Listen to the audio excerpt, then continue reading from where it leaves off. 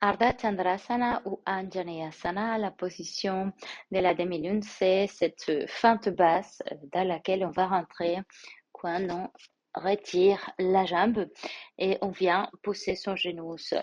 Je vous conseille de commencer à pratiquer la posture avec un pad comme celui-là, c'est un pad de jardinage dans lequel vous pouvez appuyer votre genou et de garder la hanche juste dans la même ligne que les genoux.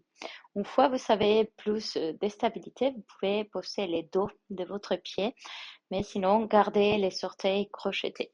C'est une position dans laquelle on va glisser sur la rotule, donc ça peut être légèrement contraignant, ça peut être désagréable.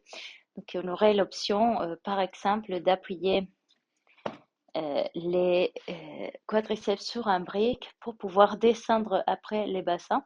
Prenez soin d'activer vos abdos et là, vous pourrez poser les dos de votre pied.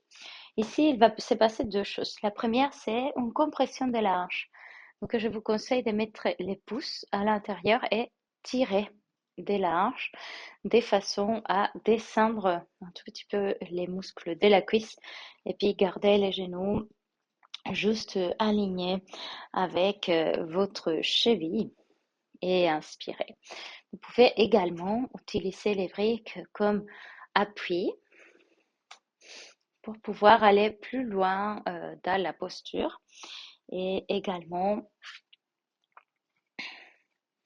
avancer votre pied à fur et à mesure que vous serez plus adapté, plus souple. Donc l'angle il peut être mineur, il peut être plus petit également.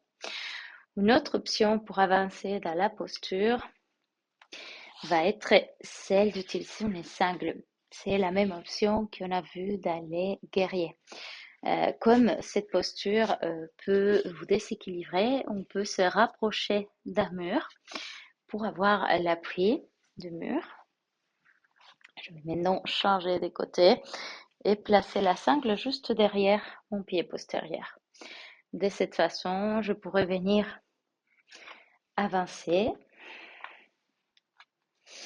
placer mon bassin parallèle au bord court du tapis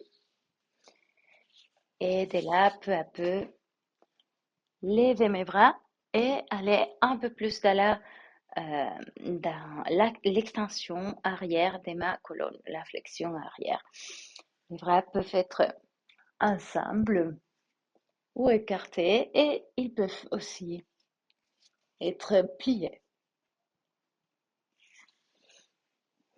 Progressez toujours de façon à respecter vos limites et à avancer de façon progressive dans les asanas. Dans la vidéo suivante, on va voir Bhujangasana.